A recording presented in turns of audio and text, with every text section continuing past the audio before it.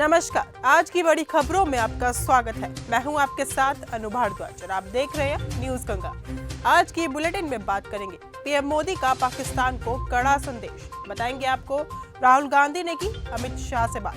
दिखाएंगे आपको दिल्ली से राजस्थान तक चलेगी लूट। बुलेटिन के आखिरी में देखेंगे जेडी वेंस ने किया ताजमहल का दीदार। लेकिन दिन भर की तमाम खबरों से पहले एक नजर डालेंगे सुर्खियों पर। पहलगाम हमले के बाद आतंकियों पर कड़ा प्रहार, बारामूला में बदला शुरू। बहुत अच्छे पिता है रणबीर कपूर, आलिया भट्ट के सौतेले भाई राहुल भट्ट का दावा। दिल्ली में पीएम मोदी की बैठक से पहले ही कांपने लगे पाकिस्तानी, पहलगाम के बदले से सेना भी टेंशन में। मेरे सामने पिता को 3 गोलियां मारी। पहलगाम में आतंकवादियों के हमले में 28 टूरिस्ट की मौत हो गई है। 26 साल की युवती ने बताया कि कैसे आतंकवादियों ने उसके पिता को बेरहमी से मार डाला। आतंकवादी पुलिस की तरह वर्दी पहने हुए थे और उन्होंने इस्लामी आयत पढ़ने को कहा था। मना करने पर उसके पिता को गोली मार दी। घटना में कई अन्य घायल भी हुए हैं। पीएम मोदी का पाकिस्तान को कड़ा संदेश। पहलगाम हमले के बाद जेदा से तत्काल वापस लौटते हुए पीएम नरेंद्र मोदी का विमान पाकिस्तान के हवाई क्षेत्र से नहीं गुजरा। उसने दूसरा रास्ता चुना। पीएम के इस कदम को पाकिस्तान को कड़ा संदेश देने के रूप में देखा जा रहा है। जेडी वेंस ने की पीएम की तारीफ।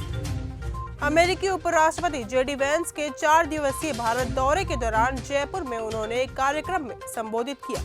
उन्होंने प्रधानमंत्री मोदी की तारीफ करते हुए भारत अमेरिका के बीच मजबूत होते संबंधों पर जोर दिया। उन्होंने कहा कि दोनों देशों के बीच व्यापारिक समझौते पर सहमति बन गई है और आने वाले समय में भारत और अमेरिका एक दूसरे के लिए महत्वपूर्ण साझेदार बने रहेंगे।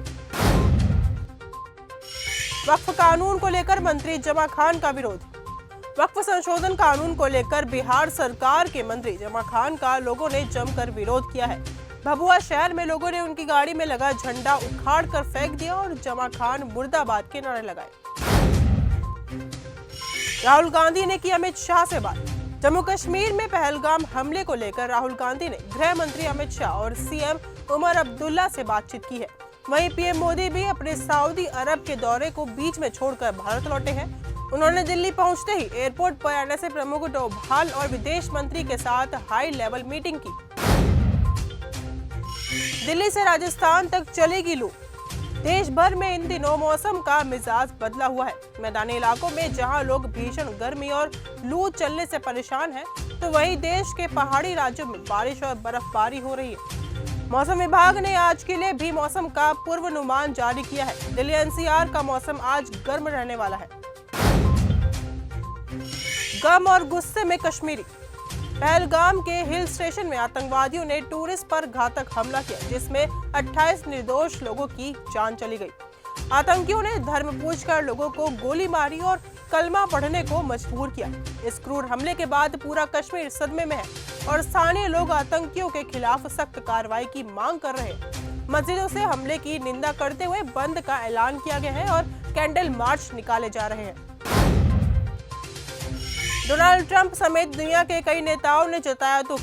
पहलगाम में हुए आतंकी हमले की दुनिया भर में निंदा हो रही है। अमेरिका के राष्ट्रपति डोनाल्ड ट्रंप, इजराइल के प्रधानमंत्री नेतन्याहू के साथ कई नेताओं ने हमले पर दुख जाहिर किया। साथ ही आतंकवाद के खिलाफ लड़ाई में भारत के साथ खड़े रहने की बात कही है। बीजेपी नेता की पत्नी ने खुद को मारी गोली। लखनऊ में मंगलवार दोपहर पारिवारिक विवाद में प्रॉपर्टी डीलर एवं बीजेपी नेता अतुल सिंह चौहान की पत्नी गुंजन ने खुद को गोली मार ली। खाना खाने के दौरान अतुल ने शुगर की मरीज मां को चावल परोसने पर गुंजन को टोका था।